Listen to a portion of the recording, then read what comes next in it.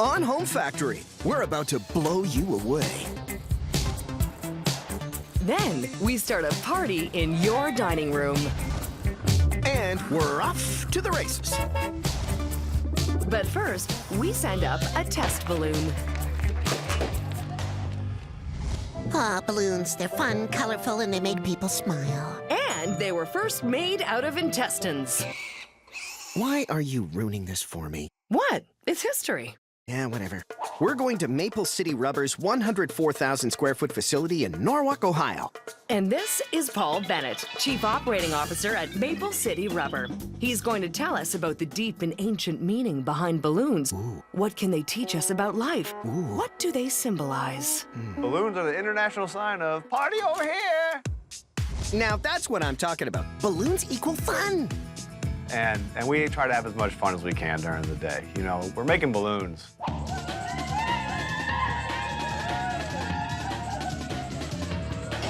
Looks a little too fun. Whee! All right, people, back to work, back to work. Every balloon begins as white liquid latex. Maple City Rubber goes through over 1 million liters of latex in a year. And this is Dan. Dan's my name, color's my game. Today, Dan's color game is blue, which he adds to 500 liters of white latex. Blue like the infinite reaches of the sky. Okay. Blue like the ephemeral nature of life itself. Boom, done. Exactly, Dan. Boom, gone indeed. Okay. Let's bring you back down to earth, shall we? This is Bob. Hi, I'm Bob. And what do you do here, Bob? I do everything here. Okay, but what he's doing now is telling us about the form used to make a balloon. This is an example of an 11 form that we use. It's made of porcelain. The form has to be smooth and free of imperfections, or the finished balloon will be flawed. If you're making your balloons on a metal or plastic form, they can really get beat up and have a bunch of blemishes. A porcelain form will break completely if damaged, so can be easily spotted and replaced. And to make sure there's no residue or dirt on the forms, they're first dipped into citric acid to clean them. Then the forms are dipped in the blue latex. To me, the coolest part of the manufacturing process is when the forms are coming out of the liquid latex, and that's the first time you can kind of see there's going to be a balloon there.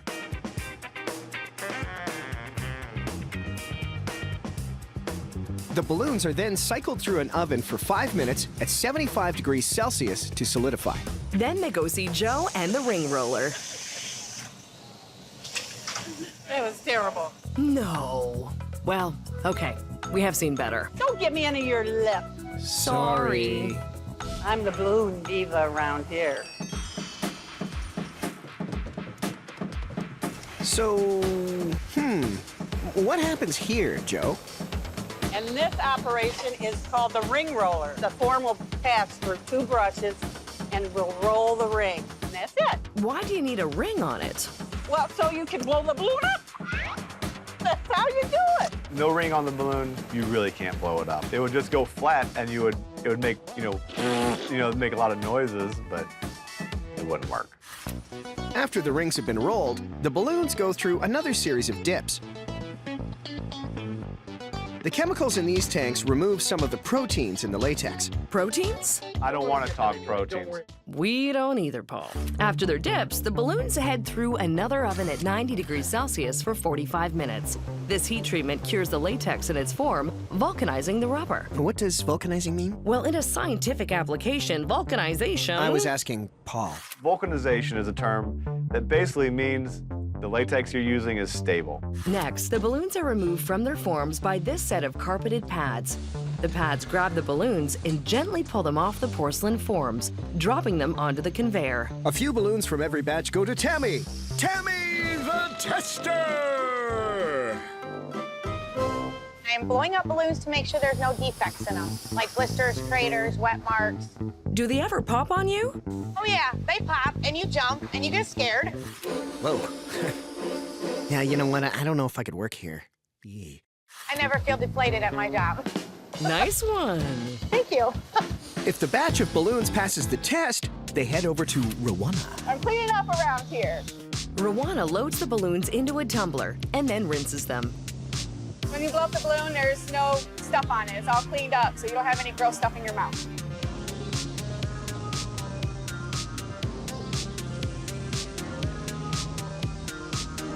Then she sprays them in silicone to give the balloons a nice glossy finish. The balloons are tumble-dried, and then Rowana pulls them out to send to the packaging department. That's where the balloons see these lovely ladies, who seem to be having a lot of fun on the line. Nah, I think they're just testing them for buoyancy. Right. But when they're not testing the balloons, they're weighing them out and sending them down a conveyor for packaging. The bagged balloons are boxed and sealed. Maple City Rubber manufactures over 150 million balloons every year. Okay, now we know how balloons are made, but we still don't know what they mean. They float, they bounce, balloons are colorful. They just translate into having a good time. You see, as long as they're welcome at birthday parties all over the world, balloons don't have to have a deeper meaning. They just have to be fun. All right, fine. But if one pops, I'm out of here. The very face of lawn care was revolutionized in the 1950s with the invention of the leaf blower. That is unbelievable, huh? It's like being a wind god, controlling the power of the very air itself. Leaves and other lawn debris flee and tear at the awesome power of the leaf blower. Indeed. So to find out how to harness the power of the wind, we're heading to Echo Incorporated's 527,000 square foot facility in Lake Zurich, Illinois to see how they make their handheld leaf blower, baby. This is Joe Fahey, the VP of Product Planning, which explains why he holds a very anti-rake position. Rakes are so 70 years ago. Oh, like way harsh, Joe. Absolutely not. Goodbye rakes, hello leaf blowers. So let's find out what makes a leaf blower blow. In a good way, I mean. The Echo handheld leaf blower begins its life as plastic pellets, which are pumped into the factory via overhead pipes to Ryan. Where it all starts right here. Orange pellets are sucked up into the hopper and added to the white plastic. It's amazing how few pellets you need to make a product orange, red, yellow, black, any color you want. Out of every 100 pellets, 3 are colored. Okay, so Ryan, what else is a leaf blower good for besides blowing leaves? I'll tell you, the best thing I do is in the wintertime when I get a light snow, rather than taking the shovel, I'll take the blower and I'll blow off my driveway, blow off my car. Some of the neighbors think I'm crazy, but even they're doing it now. That's not crazy. Today's blower is really a tremendously versatile tool. You can really use it in all seasons. The pellets are melted and mixed together and then pumped into this spacious and beautiful RV. Actually, that's an injection molding machine. Oh. The melted plastic is pushed into the molds, where it's formed into the sides of the case. A really cool robotic arm grabs the piece and takes it over to the cutter, which snips off the connecting plastic piece.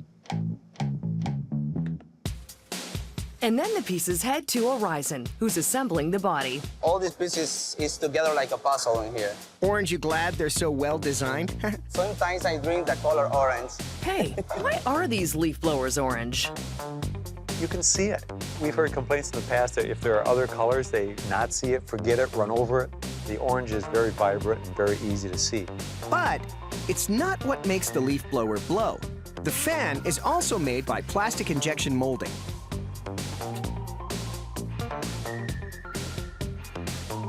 An Echo leaf blower has an airspeed of over 375 kilometers per hour. The freshly molded fans head over to Faviola. So, what are you up to, Faviola, huh? Sometimes check the parts. It's not burned or contaminated on the parts. Fans that pass Faviola's check are loaded into bins and head over to the assembly line. Hi, guys. This is Brad, and he's pretty proud of his production staff. Be prepared to be blown away. I am so ready. The engine is the first part heading down the line. When you're buying a handheld blower, the first thing you need to think about is the engine. The heart of the blower. Yep, and Karen is just the person to trust with it. I don't want to break anyone's heart. The ignition is added, and then the muffler, and then it's secured inside the orange plastic case with a gas tank. Every person on the line adds another piece to the blower.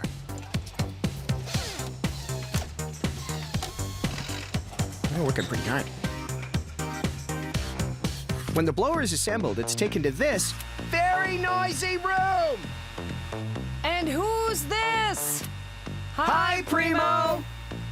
All of them? Wow. The blowers are tested for emissions, performance, and to make sure it doesn't exceed noise levels.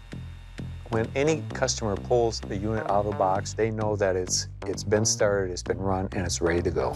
After they've been tested, the leaf blowers are labeled and boxed. Then the blower hose is added, and the box is sealed, ready to be shipped off to people with leaf-covered lawns. That guy's even got an extra one just lying around. Do you think he wants us to help him? Well, before he asks, let's make a tree and leaf this place. Did you know that Fiesta Ware has been around since the 1930s? I don't even know what Fiesta Ware is. Okay.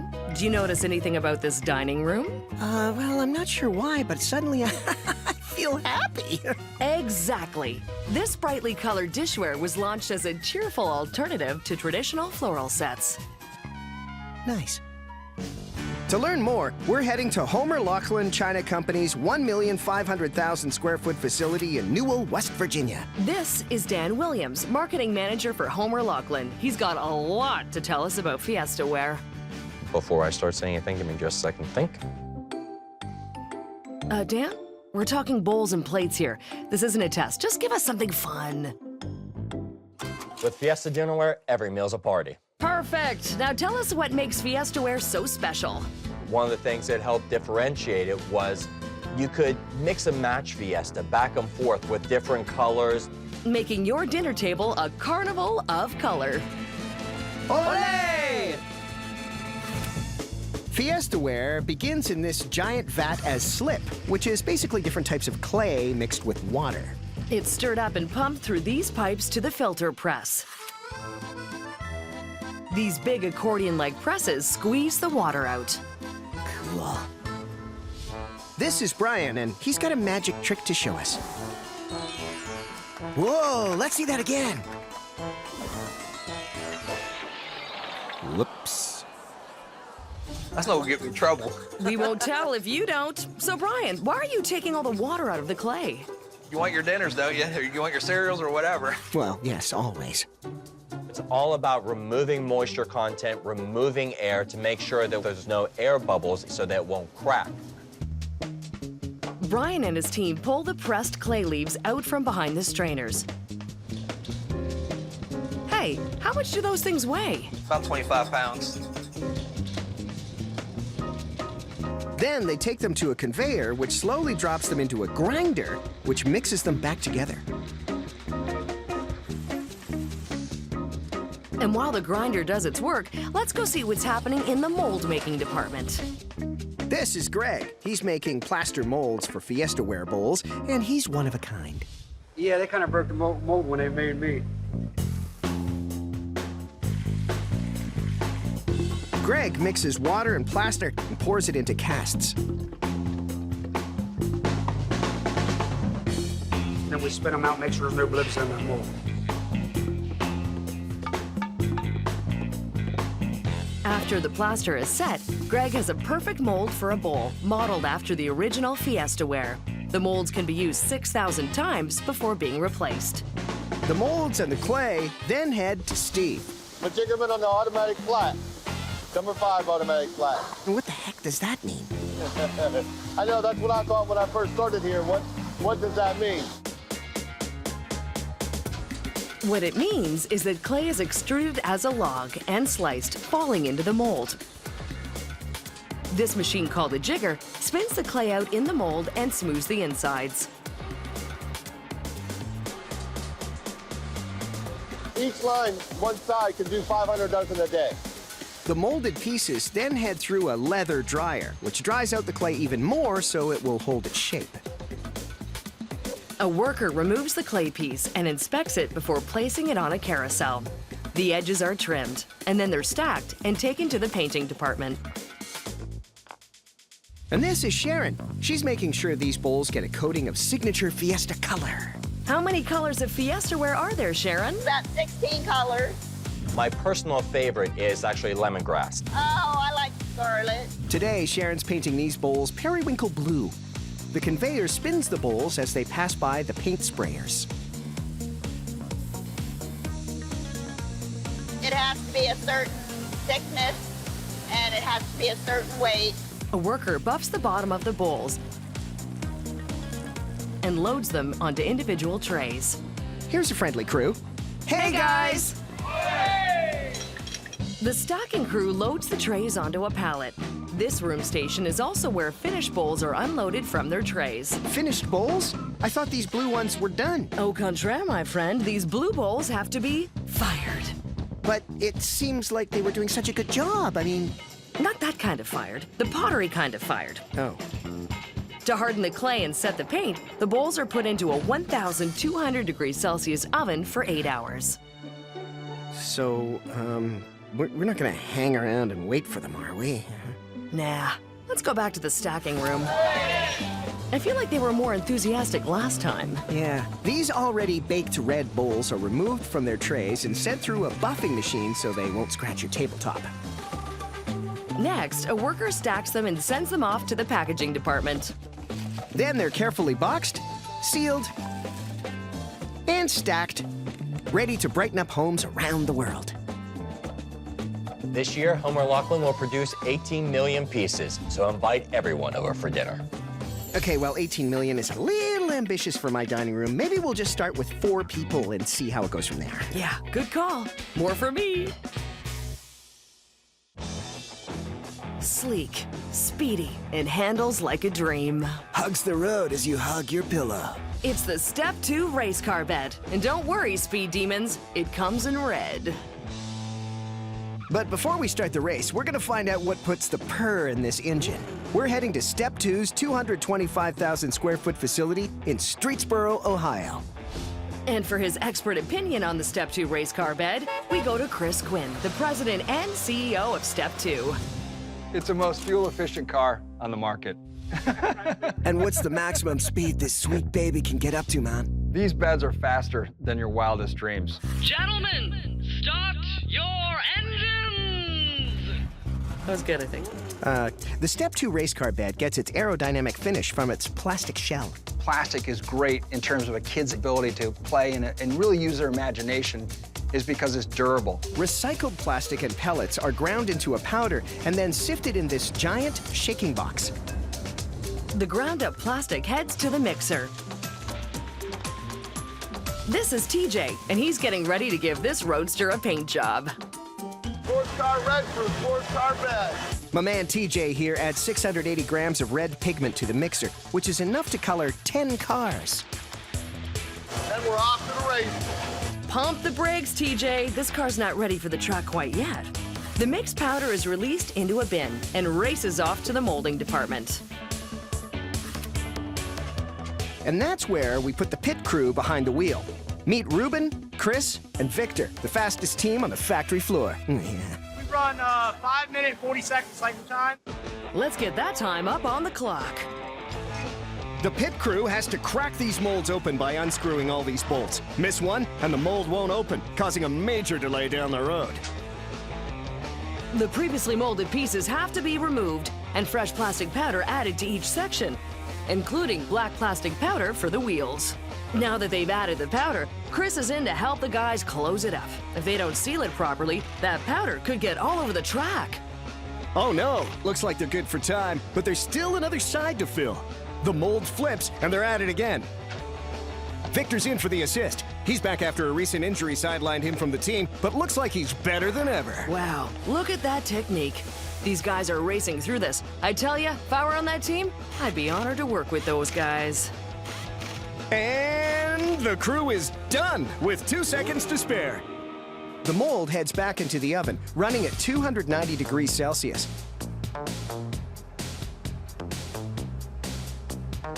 Why is the mold spinning like that? As the mold rotates, the plastic sticks to the mold, so it has to rotate for it to distribute evenly.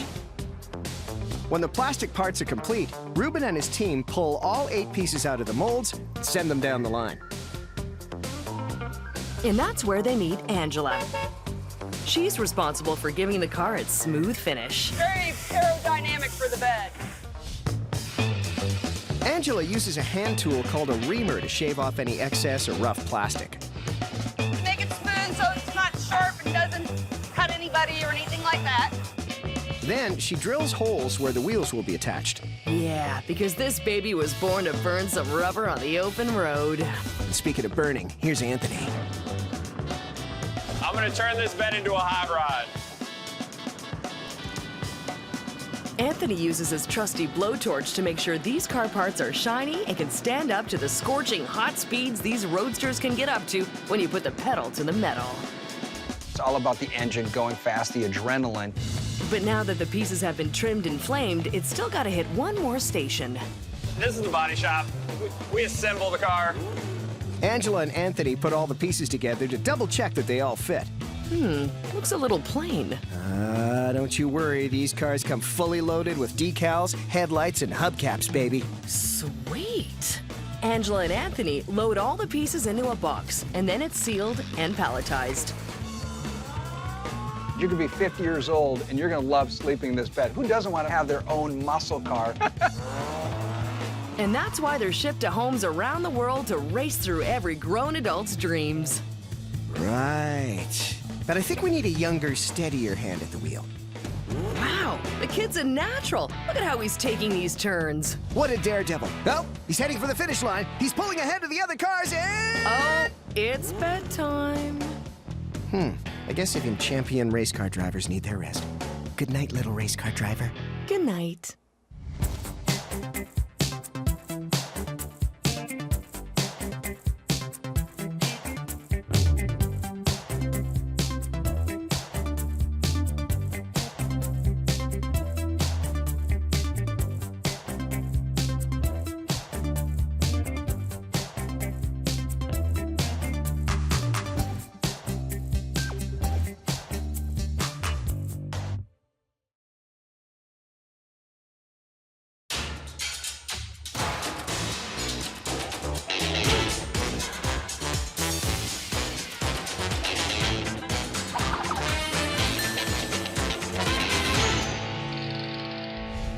On Home Factory, we hitch up our wagons.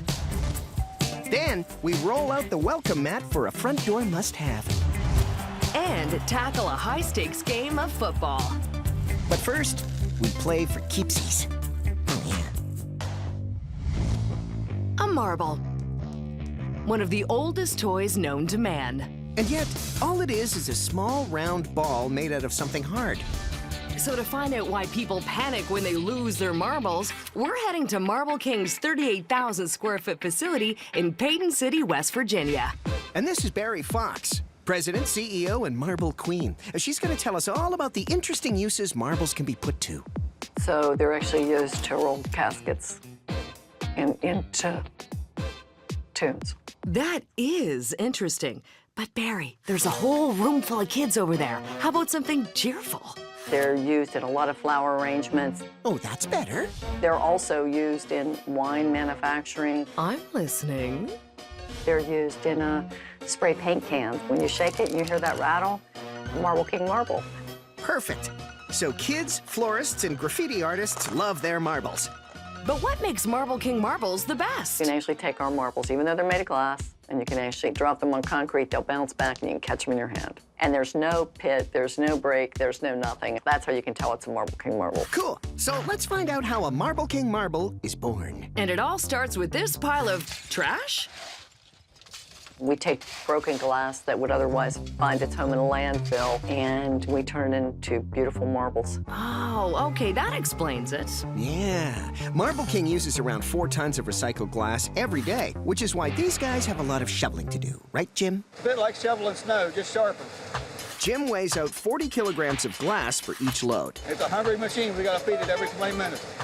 That hungry machine is this giant furnace. It runs at 1,200 degrees Celsius. That furnace has to have the right amount of glass in it at all times. That means that the glass going in has to be equal to the molten glass coming out the other end. This is Larry. This is where we get the bowl rolling. What you got there, Larry? This is what the glass will look like as it's coming out of the furnace. It will drop down through the corkscrews. As the corkscrews rolls, it rolls them round. They actually don't touch. They actually want to keep the marble kind of up in the air, just gently forming it. The corkscrews are 1.5 meters long, which allows the marble to cool as it travels down the line. Yeah, that's so it will retain its shape when it's dropped off the corkscrew and won't stick to another marble. The marbles drop into a chute and are fed into buckets. Marble King makes over 1 million marbles a day. Wow. The buckets are set aside to cool for 24 hours. What are we gonna do while we wait? The only thing we can do. Marble trivia! Uh-oh. Here we go. What's a nib? Nibs are marbles. Those are the marbles that you play with. Okay, what's a bumblebee? Bumblebees are marbles that were unique to Marble King, and they're black and yellow, and they look like a bumblebee. That was an easy one. What's a taw? A taw is a shooter. And what is a mibster? A mibster is a person who plays marbles. And are you a mibster, Barry? I would consider that I used to be a mibster. Today, I leave that to the kids. Cue the kids! These two just happen to be the reigning national marble champions. Marilyn and Dominic are playing with a classic X formation. For those of you just joining us, the goal is to knock the other player's marbles out of the circle. Dominic's first shot is a miss. Tragic, he'll be kicking himself for that one. Marilyn takes her turn, and I believe she's knocked one of her own marbles out, so it's back to Dominic. But first, let's go to Barry in the studio for her expert commentary. It's not easy. It's a game of strategy. It's a game of competitiveness. Those kids could really whip me. They're pros. Thank you, Barry. Back to the game where it looks like... Did someone just win? Yeah. You won? Yeah. Oh, well, shake hands then, and let's go back to the factory to see how our marbles are doing. I can't believe we missed the end. Yeah, we had to come back anyway to talk to these two ladies. I'm Linda. I'm Phyllis. And we're the Marble Ladies. The Marble Ladies. Okay, take two, ladies. I'm Linda. I'm Phyllis. And we're the Marble King Ladies.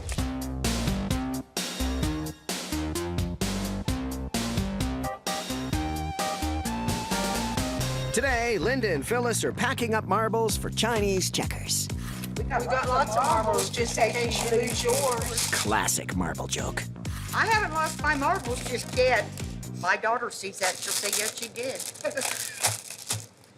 Linda and Phyllis put 10 of each color into a bag. Then they seal the bags, box them, and they're ready to go out into the world finding homes everywhere. It's an ancient game. It's historic, but it certainly stacks up extremely well as a traditional toy. And kids everywhere are still playing with marbles. Okay, so should we stick around to see the end of the game? I mean, remember what happened last time. Whoops, so sorry, kids, but we're out of time. Is there any toy more full of possibility than a wagon? It's a kid's first set of wheels. It was mine. And with a little imagination, a wagon could take you anywhere. So we're headed to Home's Custom Molding's 51,000 square foot facility in Millersburg, Ohio, to find out how the Berlin Flyer wagon is made. And here to prove wagons aren't just for kids is Wayne Hirschberger, president and CEO of Holmes. It's unlimited what you can do with a wagon. Whee! They're the perfect low-tech toy. Which is great because 90% of the company's workforce is Amish. They're hardworking, they're honest, they're always on time. Whoa, hold your horses there. Ah, don't worry, he's not late. We're just about to start. The first step in building a Berlin Flyer is drying the wood. It's stacked in this dry kiln at 60 degrees Celsius. Hey, you know, I used to be a woodcutter. Really? Yep, I couldn't hack it, so they gave me the axe. That was the worst joke I've ever heard. Really? I think we could do way worse. Let's get a counter up there. Oh no. Here we grow. Pretty lame, but we'll count it. You're right. This is gonna get way worse. All right, once dried, the wood is measured by lasers and then cut. Then these workers mark any imperfections. This is the optimizing saw, and it cuts out and discards the marked spots and trims the rest of the wood to size.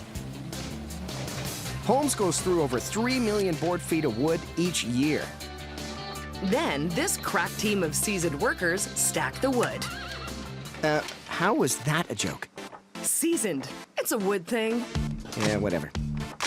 Next, the sized-off wood heads to the milling department to meet John, who's making a long, shallow cut in the wood for sidewalls. This one wood gets the groove on.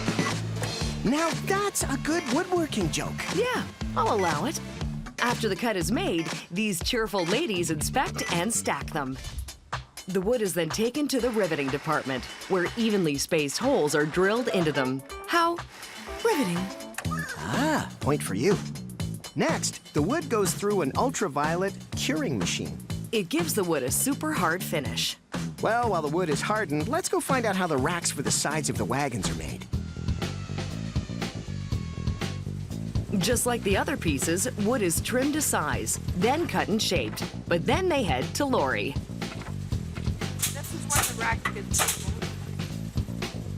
Lori and Anna feed the wood pieces into the machine, and 72 staples secure them together.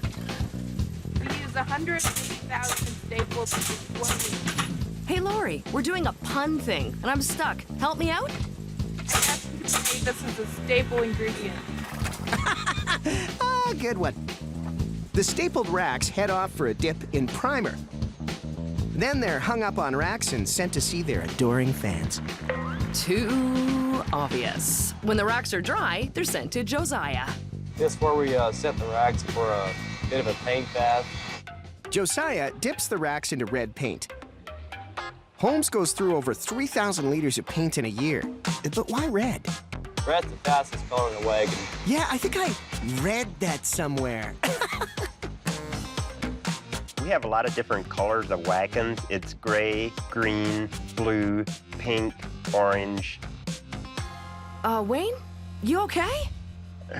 I only had 5 and there's 13 of them. Not important right now, Wayne. We gotta talk to your brother, Benjamin. Right. He's screen printing the Berlin Flyer logo onto the racks. Well, obviously, we've got the little Amish boy with the hat on there pulling the wagon. Looks like he's going pretty fast. With all the wood parts prepped, we've got to see our man of steel. I don't know that I'd call myself a man of steel. Wait, you look weirdly familiar. My name is Benjamin Hirschberger. I knew it! Wrong answer. Yeah, we've talked to you already. Let's go see this guy. I'm Cotton Eye Joe. I'm welding handles. Is that really your name? Not really. Got any welding jokes? This is where things really heat up. Ah, classic home factory joke, Cotton Eye. Joe attaches the handle to the steering bar with the welder. Holmes uses over 120,000 kilograms of steel in a year. Then all the steel parts go for a dip in black paint. Wait, is that Benjamin again? Man, that guy is everywhere. Yeah. All right, let's just go over to the assembly department. Remember the sidewall pieces? They're getting metal brackets where the racks will attach. Next, the sides are attached to a base, and steel wheel braces are added. Then the wagon is prepped for packaging. The racks are added, then the wheels are boxed, and the whole thing is slid into the box by... Oh, there's Benjamin. Here at Holmes Custom Molding, we're just one big happy family. Well, as long as you're happy, and as long as these wagons are heading out to homes all across the nation, giving rides to both smiling and pouty children everywhere, I guess I'm happy too. Yeah, and I'm happy we managed to fit 9 bad jokes into a story about a wagon. And now that it's done, wagonna go!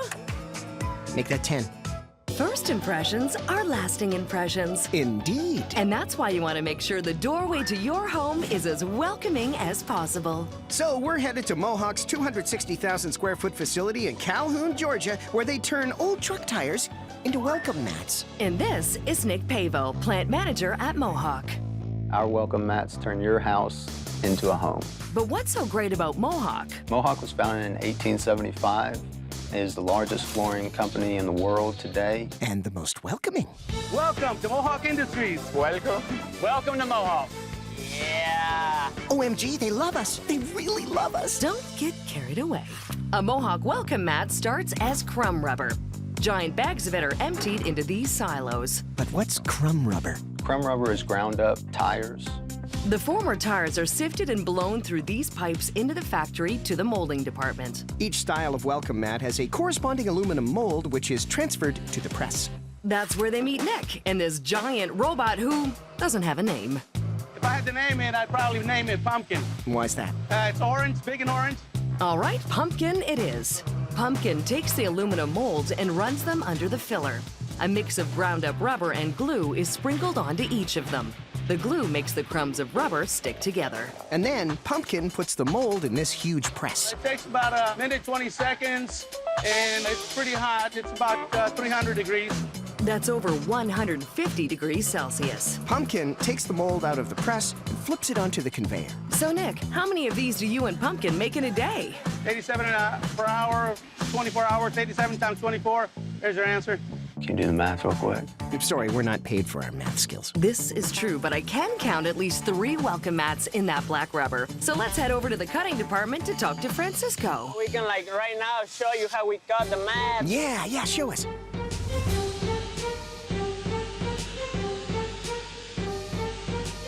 That's amazing. Sometimes you feel like superhero cutting the mat. You can cut whatever you want with the... Including cutting a rug? Dance party! All right, everyone, back to work. The mats are taken to the flocking department where they're loaded onto a conveyor. A layer of glue is rolled onto each mat. Mohawk uses about 275 kilograms of glue in a day. Then the mat proceeds through a 6-meter oven. Why is everything shaking? I don't understand what I'm seeing here. Let's go talk to Mitchell. He'll tell us what's going on. The flock is being sifted through down onto a rug. The static electricity actually makes the flock stand up. Get it now? Yes, definitely. But what's flock? Flocking gives you the traction and gives the rug its feel. I still don't get it. Flocking is this white polyester substance that we're putting on top of these rugs. Oh. You owe me. Mohawk goes through over 1,000 kilograms of flocking per day. When the mats make it to the end of the conveyor, they're stacked on a pallet and taken over to Mike to get a little color. Not like that, Mike. Yeah, like that. I bring these mats to life. Mike loads 4 mats onto this press. Then he takes color transfer sheets. Hey, show us one, Mike. Thanks. Mike places the sheets over each mat. Then the press heats them at 230 degrees for 30 seconds. And voila! Look at those brightly colored beauties. Next, Mike staples an individual label to each mat. And then the mats are taken over to the packaging department. Welcome to the end of the line. Aw. That means all we have left is wrapping, stacking, and palletizing before we have to leave this welcoming place. Home factory can come back tomorrow or any day. Thanks, Nick. But first, we're going to see how people around the world use these mats. Hey, they're rubbing their dirty feet all over them. Yes, that's what they're for. Oh, right. Hello and welcome to the 52nd Annual Home Factory Bowl. It is game day, and you know what that means, sports fans. That's right, we're headed to Wilson Sporting Goods Football Factory in Ada, Ohio. And before the game begins, we're going to have a quick chat with Dan Regal, plant manager and head coach. Our football factory here is the only dedicated football factory in the entire universe. Really? As far as I know. Good enough for us. Oh, and it looks like the team's huddling up. Slanted out to the left. When's the halftime show? And break! And here we go. A Wilson football is kicked off by the delivery of tanned and prepped cowhides. This leather comes from cattle raised in Iowa, Kansas, and Nebraska. Right, Alan? It's the best leather in the world. And Alan's in for the assist by taking the leather across the factory to Lloyd. And tell us what your position on the team is, Lloyd. I cut out leather panels for Wilson. Incisive commentary, Lloyd. He's using that cutter to slice football shapes out of the hide. Each piece has to be free from blemishes so that the balls will be uniform. Dazzling work. The cut shapes are carefully stacked, and then Lloyd passes the ball off to Brenda. Brenda is known on the field for being a tough competitor and for her pet bird. Oh, that's my good luck buddy. Brenda is running pieces of cut hide through the stamper. The famous Wilson logo is pressed into the hide and finished with golden black. So, Brenda, tell us how many of these you can do in a day. I do about 2,700 on a good day. Well, today looks to be a good day as Brenda winds up for a pass to Linda. Linda operates the splitter, which shaves off part of the hide. Yes, it's a bit like the deli slicer. This ensures all the pieces of the football hide are the same thickness. So tell us, what's your prep for game day, Linda? I'd probably be on the bench. So modest. Linda's job is a crucial part of the game, and it has to be perfectly executed before she passes the hides off to Angela. Tremendous catch. Angela's sewing a fabric lining onto the leather. The lining helps the leather hold its shape. Angela sews 2,760 of these a day, which is enough to make 690 footballs. But she's an up-and-coming player, and she's got big, big dreams. Tackle. Tackle, yeah. Why tackle? Because I'm mean like that. Don't worry, sports fans. We're sure she's kidding. Angela takes the ball and passes it to Donna. Donna is pressing the stripes onto the football pieces. The stripes are put on to help the players see the ball. No worries there for eagle-eyed Donna, who passes the ball off to Tina. That's right. And Tina here is sewing 2/4 of the ball together. You could say it's halftime. Oh, do we have time for a break? Well, not according to Sandy. Halftime's over. Both literally and figuratively, as Sandy is sewing 2 halves of the football together. Amazing command of the ball, Sandy. I never fumble. Well, let's hope not, because everything's riding on this next pass. Jimmy's got one of the most difficult jobs on the team. He's got to turn these balls right side out. First, he steams the ball, and then he uses an assortment of presses to invert it and smooth the seams. Let's go see what Coach Dan has to say about one of his star players. Turning to football is probably a bit like playing football. It's not all drawn, it's brains too. Would you agree with that, Jimmy? Wow, he's so mysterious. When the footballs are all turned, Jimmy goes for a game-saving pass to Pam. Pam puts an air bladder into the ball, partially inflates it, and then it's crunch time. You mean lace time. Pam swiftly threads the lace through the holes in the leather and tightens it, weaving the lace back through and trimming the ends. That was a textbook play. You should watch me tie my shoes in the morning. And to find out why the laces on a football are so important, let's go back to Coach Dan. I think it's a lot easier to grip, and I think that helps you throw it better and hold on to it better. But it's not going to fly far without Doris over here. Last down, 4th to go. She's pumping the balls full of air using this mold and pressurizer. The balls are inflated to 13 psi. Hey, Doris, what happens if you put too much air in? And it goes, boom! And that would be a disaster for this team. They've been playing with so much heart so far. And with the football filled, Doris goes for a Hail Mary pass to Barb in quality control. Oh, flag on the play. This one needs attention. You better buff up that leather. Barb's checking for straight laces, even seams, and bright white stripes. It's good. This one's ready for a touchdown. And that means it and its friends can be individually bagged and boxed. Looks like the team can chalk up another win. We make the best football in the world because of the people that make them. And that's why these balls can be found in the homes of football fans everywhere, making every day game day. Wow, it was a roller coaster of a game, folks. Thanks for joining us, and see you next time.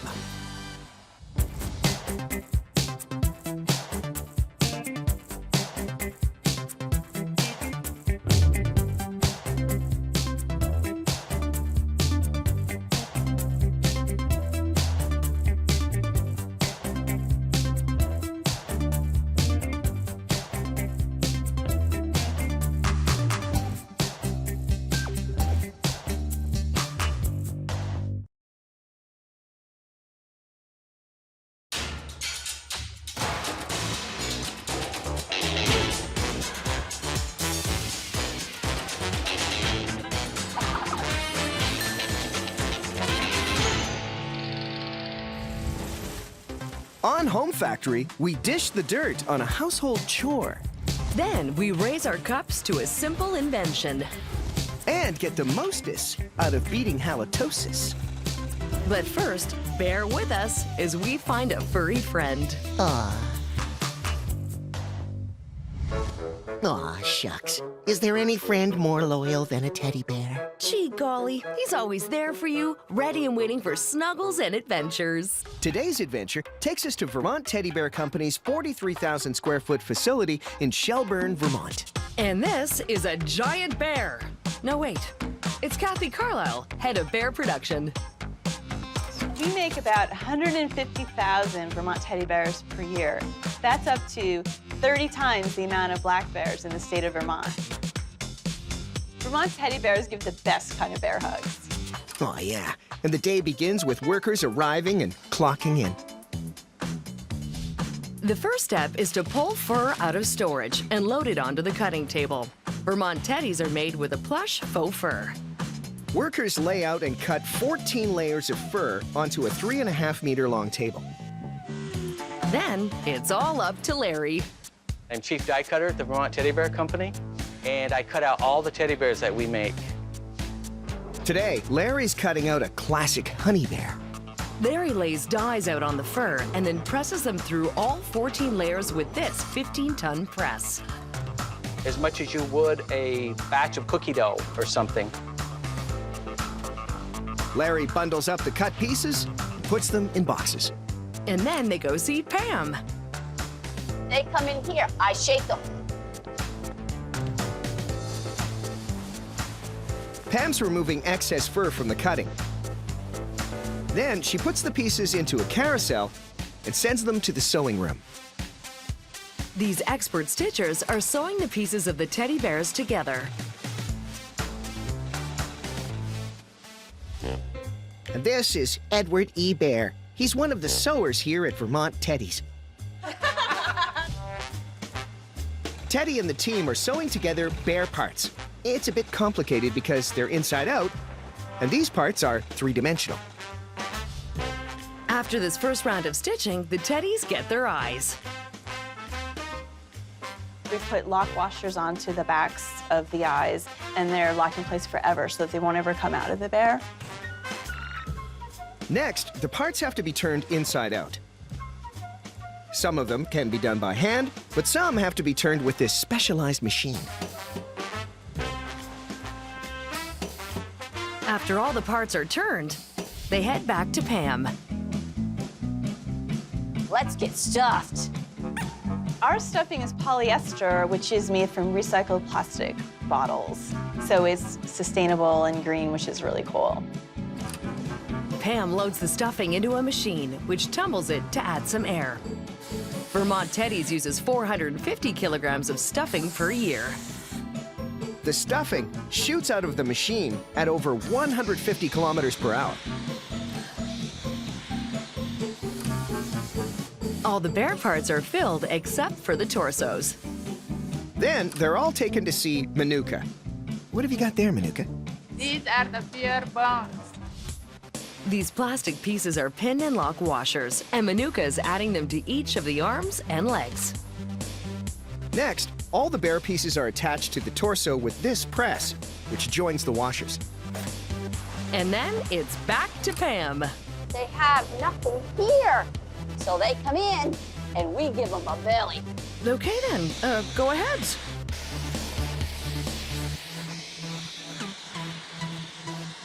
Gotta make sure he's got a good belly, nice butt, and he looks great.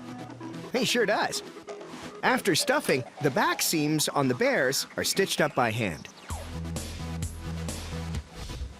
The completed bears are sent to packaging, where they're placed in a box with their outfits. Then a worker dresses them, carefully places them back in their boxes, and adds a personalized message and a chocolate. And with their workday done, employees can head on home, confident in the knowledge that they've done a good day's work and they're... Dr. Nancy. What do we have here? We have a dislocated shoulder. Got in between brother and sister fight. He got the worst of it. In the OR, quick. Right.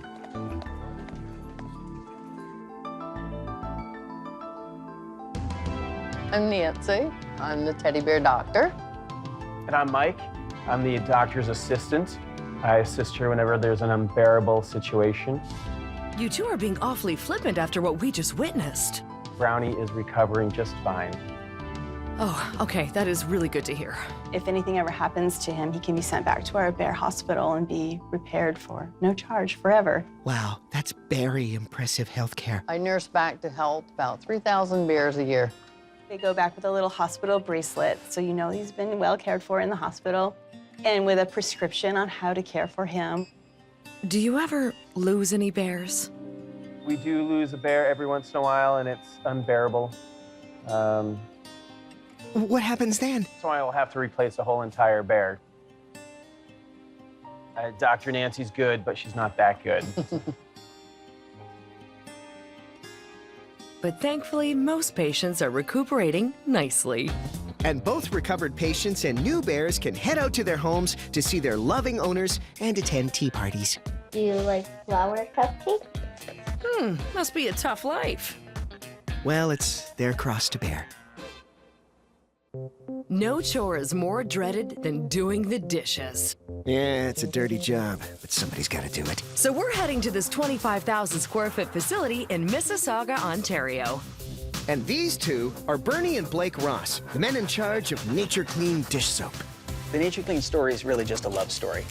Our dad started to make products for our mom back in the 1960s because she was having allergic reactions. Oh, I see. A family business. Speaking of which, who did more dishes growing up? Well, I was the younger brother, so I absolutely did way more dishes. Mom loved him more than she did me. She had a dishwasher, did she not? It was me. Ah, that's correct. Well, as we all know, revenge is a dish best served cold. So it's a shame that Nature Clean's dish soap begins with a big pot of hot water. And this is Witness. Hi, I'm Witness. I'm batch maker. And he has the strength of 10 men. Witness adds 2 bags of wallow cell to the water. Wallow cell. That's a funny word. Wallow cell. Wallow cell. It's a very, very natural product. It's used in food items from gravy to soup mixes. And it's basically a vegetable-derived thickening agent. Apparently, it also prevents the grease and dirt you take off your dishes from spreading back over to them. The mixture is blended until smooth and heated to 50 degrees Celsius. I make it steam out here. Next, Witness adds surfactants. Wait, and what are those? Those generate the bubbles, the foam. Okay, you can give us a little more science than that, please? They lower the surface tension of water, and they allow the foaming to occur and the cleaning to occur. They're the bubbles. Got it. Next, Witness adds the all-natural fragrance. Today we're making lavender and tea tree oil scented soap. So lavender is actually used in some cultures to calm babies. And people turn into babies when they have to do dishes. The blend is allowed to cool, and then some of it is sent to Grace for testing. So what's the first test, Grace? This machine checks for the thickness. Next, Grace checks the pH balance of the soap to make sure it's not too acidic or basic. And this passes the pH as well, so it's good. Okay, guys, what's your stand on animal testing, huh? That's something we would never support. Why do you get to be the panda? Home factory fans? Yeah, we didn't even have to ask them to do that. Back to Grace. This batch is clean as a whistle. Well, that's great, but we need something to put it in. Let's head to the bottling department, shall we? This is Samara. What are you up to, Samara? I take the bottle from the tray and put it on the machine. The bottles head through the machine and get labels pressed on the front and back.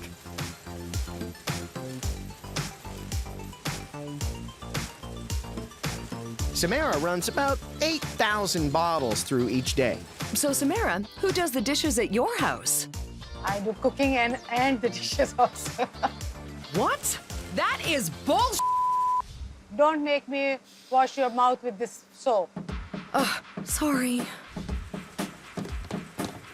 The labeled bottles fall into these boxes and are then packed up and taken over to Liz.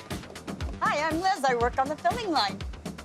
Liz puts the bottles on the conveyor and then uses a pedal to line them up under the nozzles. Then she's ready to fill them up with dish soap. I can fill these bottles in 11 seconds flat.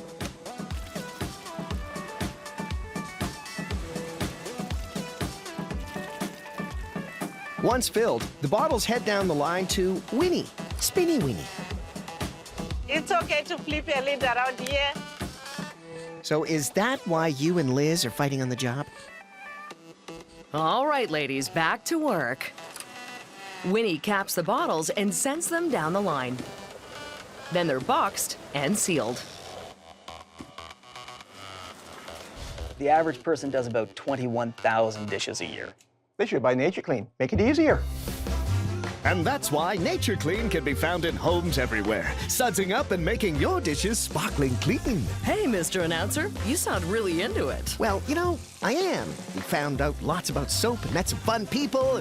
Great. Then you can do the dishes. I walked right into that one, didn't I? The paper cup, a deceptively simple invention, but it marked a major turning point in the war on germs. Yeah, and it's great for parties, man. Yes, that too. So, we're heading to Clover Nook's 60,000 square foot facility in Cincinnati, Ohio. And this is Chris Faust, CEO and president of the Clover Nook Center. You can feel good about drinking out of our cups because they are paper, they do compost. It's not the only reason you can feel good about drinking from these cups. We employ a large number of blind and visually impaired individuals. Now that's awesome. Our employees are truly special, and they will give their all every day. All right, well, let's meet him. This is Tony. He's taking a giant 360-kilogram roll of paper and hitching it up to the machine. Pretty heavy, eh, Tony? Less than an elephant. The paper is coated with polylactide, which is a vegetable-based sealant. Help seal the cups and makes them leak-proof. It's also biodegradable, so the cup will decompose. The paper is carefully fed into the printing machine.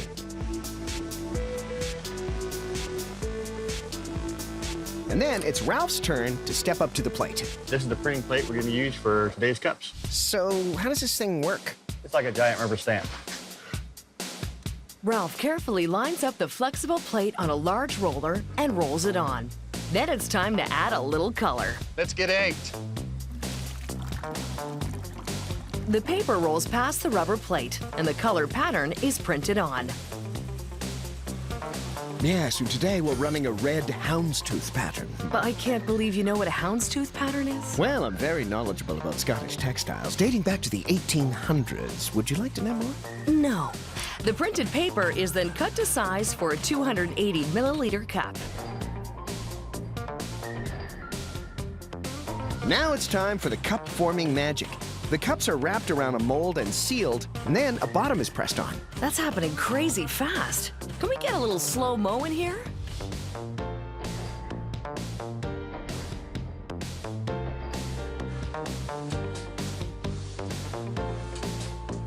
Always so satisfying. After the cups are formed, the top rims are rolled down, and the completed cup is sucked up into this tube. Faster than a speeding bullet, stronger than a locomotive. That tube's my favorite piece of the equipment. It's like something out of the future. Like some sort of space-age super-fast transportation device? It will mesmerize you if you sit there and watch it. Yes. Mesmerized. Oh, good. Snap out of it! Oh, right. We have a show to do. Okay, the cups shoot through the tubes and around a U-bend, falling in stacks of 50. Clover Nook produces over 60,000 cups every day. This is Juandez, and he's got the tough job of keeping up with this thing. Yeah, I'm pretty speedy. I got quick hands. The machine can't keep up with me, so. Juandez puts each stack of 50 cups into a paper sleeve, and then they go into a box. Then the cups are taken to see this friendly crew. Hi, guys!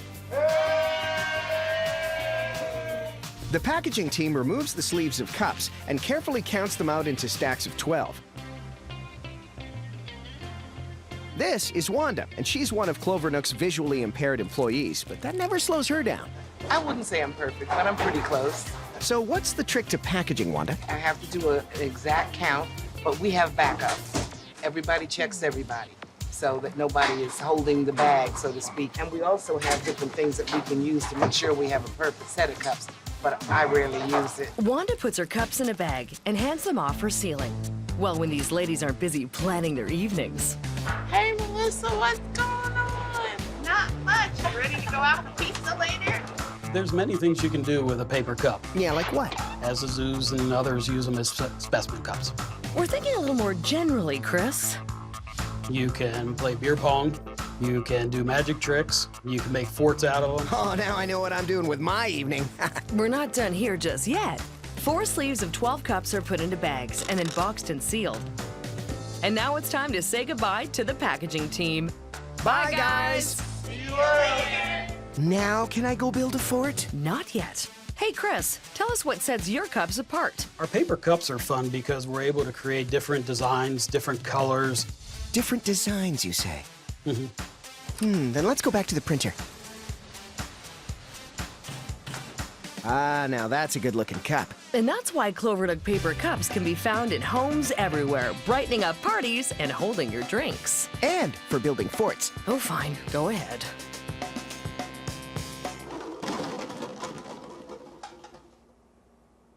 Here's an interesting fact. Okay. The average person spends 38.5 days brushing their teeth over the course of their lifetime.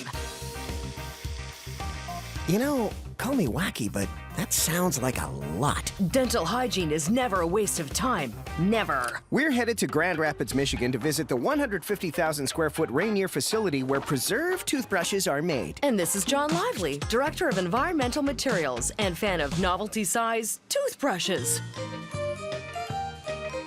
Wait, why does a toothbrush company need a director of environmental materials? Preserve's mission is to make products that are lighter on the earth, and one of the ways we do that is to use recycled materials. What kind of recycled materials? Hummus tubs and yogurt cups, I'd really call it sort of our main feedstock. And all those plastic products get processed into these pellets. Hi, my name is Jerry. I deal with the raw materials here. Are these really made out of recycled plastic? This is made from recycled yogurt containers, which we have right here. How many times do you brush your teeth, Jerry? I brush them 3 times a day. 3 times a day? 3 times a day. After every meal? After every meal. Okay. The plastic pellets are sucked up out of this hopper and through these tubes. That's where they meet these two. Hi, I'm Ron. Ron! Come. Take 2. Hi, I'm Ron. And I'm Dawn. We can handle it. We can handle it. You say it too fast. And take 3. Hi, I'm Ron. And I'm Dawn. And we can handle this. Well done, guys. Hey, so how often do you brush your teeth? Twice a day. I brush my teeth twice a day. Did you know that Jerry brushes his teeth 3 times a day? 3 times a day. Good for him. Ron is a plastics engineer, and he's going to tell us what's going on here. We have an injection molding machine behind us that's making toothbrush handles. The plastic pellets are mixed with color and then heated at 220 degrees Celsius. The molten plastic is pumped into 8 molds. And then the mold opens, and a robot arm removes the plastic handles, dropping them onto a conveyor and then into a bin. The handles are taken away and then added to another hopper, a few handfuls of each color at a time. Then, this set of shuffling steps, called a walking bridge, pulls handles out and separates them. The brushes are flipped so they all face the same way. And that's when they head to the bristling department. Hi, my name is Jerry. I'm the bristling expert, but don't call me Bristly. Well, you're the second Jerry we've met, so we're going to have to call you Bristly. Okay, Bristly, tell us about the bristles. It takes about 1,200 to 1,300 bristles in a brush. The machine grabs around 40 bristles, folds them, and inserts them into the holes in the top of the handle. Cool. Then the bristles are trimmed, and the ends are rounded and polished, just like sandpaper, right, Bristly? The items that do the end rounding are similar to sandpaper, except it's a diamond compound on steel. That makes the ends of the bristles soft, so they won't damage your gums. Oh. The toothbrushes are then dropped off into a hopper. Preserve makes about 15,000 toothbrushes per day. And a few of them head over to Christina for a quality check. We definitely do go through these toothbrushes with a fine-tooth comb and make sure that they are exactly the way they should be before we let them out of the doors. Christina uses a magnifying camera to check that the ends are shaped as they should be. But that's not it for quality checking. This is our tuft retention machine. We use it to test our tuft retention strength of the bristles. So after they manufacture them, we can bring them in here and pull the tuft out and make sure that they're not going to come out in anyone's mouth. After they've passed, they head to the packaging department where they are individually wrapped in pouches. One of the facets of our company, besides from using recycled materials, is that you can return our products to us and we will recycle them into a new product. So our toothbrushes can go back in their pouch. You can put postage on it, send it back to us, and we recycle them. Whoa, that's amazing. Do you know what else is amazing about toothbrushes? Did you know toothbrushes were voted the #1 invention that people cannot live without? It's over cars, it's over cell phones, it's over Facebook. And did you know that they can also be used to clean things other than teeth?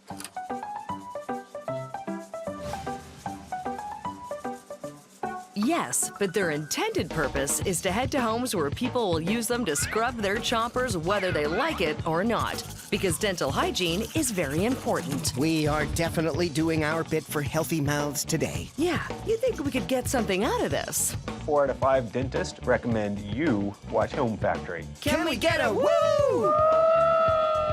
Nicely done.